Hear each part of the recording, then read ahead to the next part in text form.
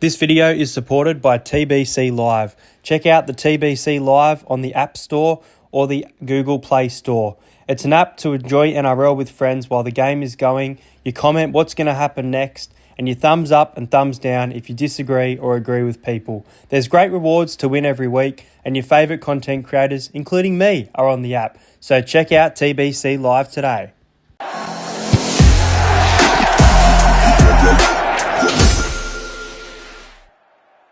G'day guys, welcome back to the channel. Just before this video starts, I wanted to let you know that I will be stepping down from Origin selection this year.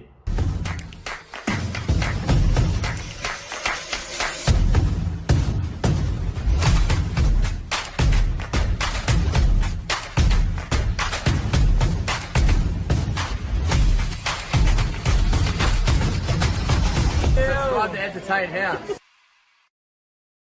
Yes, good day guys, welcome back to the channel. I am doing my round number 9 tips very early. I know a lot of other people have done this early and it's not something that I wanted to do, but just due to my schedule, I'm unable to film my tips on Tuesday and it just will be too late if it's put out ready for the Thursday game. So in this video, we're going to be breaking down round 9 tips as well as speaking a little bit about how we went last week. I think I got 5 from 8 last week, so not too bad of a round. But yeah, let's get straight into it. And it starts with the Rabbitohs and the Panthers at a core on Thursday night. So on Thursday night at a core, the South Sydney Rabbitohs, who have now conceded 50 points and cannot win the premiership, even though they look like a premiership contender. That's an absolute joke, by the way. That's 2 South Sydney jokes in one video. But they will take on the Penrith Panthers, who, you know, great lead against the Cowboys, letting the Cowboys back into the game. Very scrappy Penrith performance, even though they were able to get the win. South will take a lot of confidence in knowing that Penrith look off in their game, and if they do that, Souths have the ability to score points and exploit them. Now, I don't know the team list for the game. The team list come out tomorrow. Let's assume that this team stays pretty much the same, besides Tane Milne, who will obviously be suspended for the South Sydney Rabbitohs. And I'm guessing maybe Isaac Thompson will come into the wing. But I think the Panthers will bounce back here. I think they will be too good for the Rabbitohs. I think some people expect this game to be close, and I don't mind that 14.5 line for the Rabbitohs to bounce back and cover that line. But I am going to go the line of the Panthers' way. The Panthers to win by 18 points. I think they'll be disappointed. I think the coach will be saying, you know, we're better than that. There was too many mistakes. You let him back into the game. Almost sent it to golden point. It was very down to the wire. Very good game, that game, with all those milestones and the tight contest. So the Panthers to win 30 points to 12. I know that the Rabbitohs are capable of putting up much more points than that on the day, but I think that the Panthers defensively should be on here. I hope Scott Sorensen's back because they looked a bit lost without him. I thought Garner, off the bench, he's been okay, but starting, I wasn't too sure of him.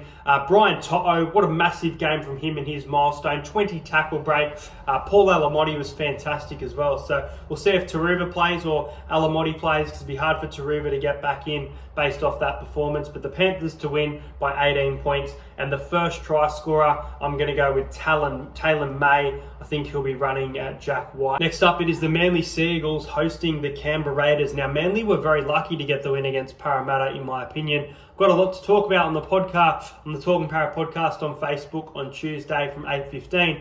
I thought Manly were very lucky to get that win. It was a 10 minutes to go, a 2-point game, and a silly error. The elbow, obviously, from Mike Acevo cost Parramatta that game. We defended with a man down, obviously Will Penasini down, but defending a great game, this game, for 70 minutes. And then just at the end, Parramatta starts to get blown away and the scoreline just favours the Seagull too much. But yeah, their attack is definitely on. They've been pretty good this season. The Raiders, though, they've scored 0 points this round, just gone. They will want to bounce back from that. Ricky will be right in their ear. Be a tough trip for them to Brookvale on Friday, but I think the Manly Sea Eagle will be too good here. I think the Raiders' attack was very poor the other night. They were missing Jamal Fogarty. I thought that Danny Levi was getting gassed as well, so I wouldn't even be surprised if maybe Starling comes in to start, Levi to the bench, but we'll see what Ricky Stewart does.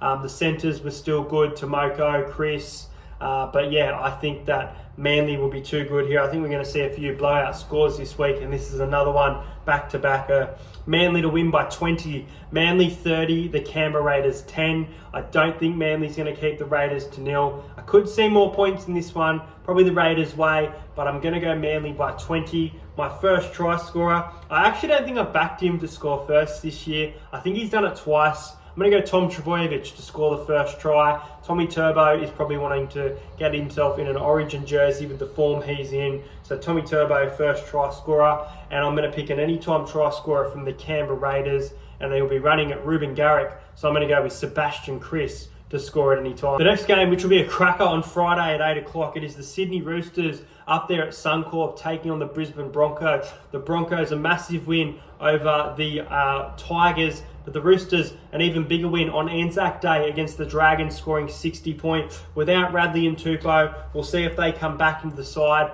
We saw a low-scoring game at the start of the year. I think we see an opposite here. I think these teams have plenty of attack in them. This will be a high-scoring one.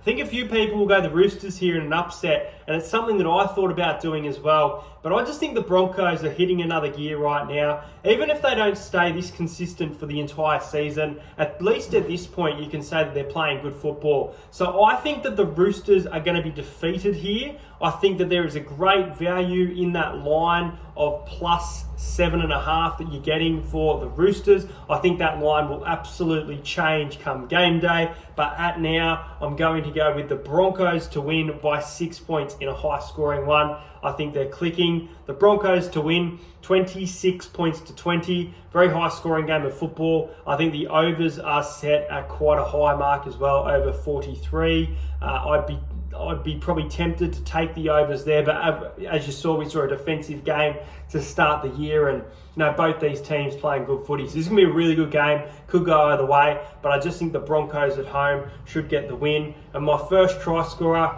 going to go a little bit rough, but I'm going to go Jordan Ricky to score first for the Brisbane Broncos and get the win over the Roosters on Friday night. Next up on 3 o'clock Saturday, it is the Canterbury Bankstown Bulldogs hosting the West Tigers in what could be an awful match of football. It also could be a really good one. The Bulldogs, coming off the bye, coming off a win against the Newcastle Knights, they'll be filled with confidence. They're currently sitting in the NRL top 8. The West Tigers falling back to earth a little bit, falling down the ladder, unfortunately for the Tigers fan. They will put up a fight here. They've got a solid squad. Galvin warming back into the game after two weeks from suspension. He's been back, but I think he'll start to get back to his best and gel with the team here. The Tigers, blown off the park at Campbelltown. They'll be happy this game isn't at Campbelltown, but ultimately, this should be closer than people do think. I think a lot of people will go the Bulldogs 13 plus here.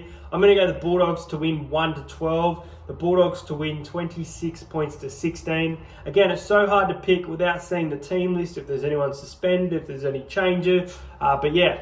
Drew Hutchison, he had a decent game against the Newcastle Knights, and the fans booing him was absolutely not on. So hopefully the Bulldogs fans will be cheering on Drew Hutchison this weekend, regardless if you think he should be in the side or not. He's a player in your team. It's Jake Arthur again for the Eel, so you're the problem if you are booing him on the field. But the West Tigers, I think they put in a fight. I'm going to go anytime try scorer Latu Fainu. He is playing in jersey number 14. I'm going to back him to score what I think will be his first try in the NRL. But I think the Bulldogs will be too good. Bulldogs by 10, 26 to 16. And I think Josh Adokar, the Fox, I think he'll actually score the first try of the game. Next up, it is the Titans taking on the Melbourne Storm at Cbus Super Stadium, coming off a win over there in New Zealand, their first win of the season. A massive boost, sending the South Sydney Rabbito into 17th place on the ladder. The Titans and the Storm. The Storm have scored 50 against the Rabbito,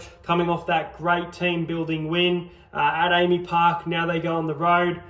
I think the Storm get the win here. There's not much to say. I think the Titans are a bit of value in the plus 14.5 market, considering what we've seen of their lines, and they've been able to cover their last 4 lines as well. So it's a big line, especially at home. But the Storm just clicking at the right time.